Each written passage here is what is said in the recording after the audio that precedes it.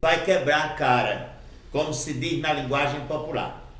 Você vai tentar ter a sua justiça própria. Você vai querer se auto-justificar diante de Deus. Não, meu Deus, mas eu fiz isso lá na terra. Eu fiz assim. Jesus disse, mas eu não vos conheço. Apartai-vos de mim, malditos, para o fogo eterno, preparado para o diabo e seus anjos. Por quê? Porque a justiça que vem do homem não serve para nada. O que serve mesmo, o que funciona, é a justiça que vem de Deus. Romanos 4, do verso 3 ao verso 5. Está escrito aqui em Romanos capítulo 4, do verso 3 ao verso 5. Está escrito o seguinte: pois que diz a Escritura? Creu Abraão em Deus, e isso lhe foi imputado como justiça. Ora, aquele que faz qualquer obra, não lhe é imputado o galardão segundo a graça, mas segundo a dívida. Mas aquele que não pratica, porém crê naquele que justifica o ímpio, a sua fé lhe é imputada como justiça. A Bíblia vem esclarecendo isso, de versículo em versículo, de livro em livro. Só não entende quem não está no plano de Deus para entender, né? Lucas 18, 14. Vamos ver o que diz a palavra de Deus em Lucas 18, verso 14. Temos aqui a Bíblia em que está escrito, 18, verso 14, o que é que ocorre? Digo-vos que este desceu justificado para a sua casa, e não aquele, porque qualquer que a si mesmo se exalta será humilhado, e qualquer que a si mesmo se humilha será exaltado. Então, quem é que se exalta e quem é que se humilha? Fala da parábola do publicano e do pecador, não é? Daquele que estava ali querendo se auto-justificar. Aqui diz que o publicano, porém, estando em pé, de longe, nem ainda queria lançar ou levantar os olhos aos céus, mas bati no peito, dizendo, ó Deus, tem misericórdia de mim, pecador. Então Jesus Cristo é esse que somente crê. Ele não crê que e pelas obras dele vai ser salvo, não. Ele está pedindo misericórdia a Deus, e está dizendo logo que é pecador, é transgressor, é fraco, é falho. Então Jesus disse, digo-vos que este desceu justificado para a sua casa, e não o outro. O que era que o outro dizia? Eu não sou como esse daí, né? Eu sou melhor, eu pago, eu entrego o dízimo, eu sou praticante da lei e tal. Resultado, esse estava se exaltando. Não foi salvo, porque ele não procurou a salvação pela fé e pela graça em nosso Senhor Jesus Cristo. Ainda temos aqui Romanos 8, 28 a 30. Romanos 8, 28 a 30, nós podemos encontrar aqui uma seleção de pessoas que vai ter o privilégio de passar por isso aqui. Romanos capítulo 8, 28 a 30. E da mesma maneira também o Espírito ajuda nas nossas fraquezas. Verso 26. Em nossas fraquezas, porque não sabemos orar como convém. Não sabemos o que havemos de pedir como convém. Mas o mesmo Espírito intercede por nós com gemidos inexprimíveis. E aquele que examina os corações sabe qual é a intenção do Espírito, e é Ele que, segundo Deus, intercede pelos santos. E sabemos que todos ou todas as coisas provêm de Deus.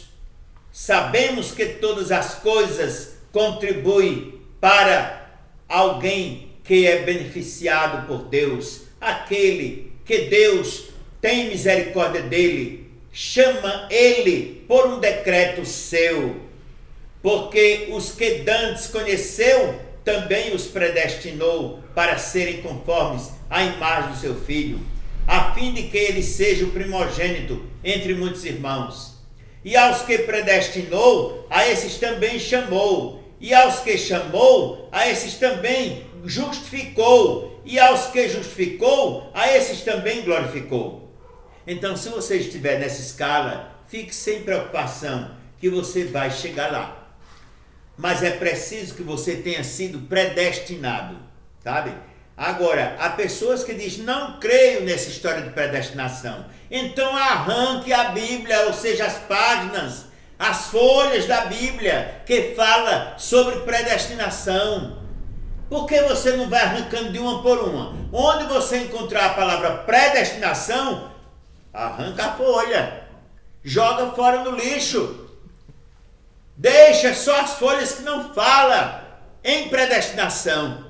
Porque está assim, desde Gênesis a Apocalipse, viu? Sua Bíblia vai ficar somente com a capa dianteira e a traseira. Você vai rasgar a Bíblia toda. Para finalizarmos, temos Gálatas, capítulo 2, 16 a 19. Gálatas 2, 16 a 19 diz o seguinte: sabendo que o homem não é justificado por obras da lei. Você está tentando guardar a lei para ser justificado, saiba que não é pelas obras da lei, mas pela fé em Jesus Cristo.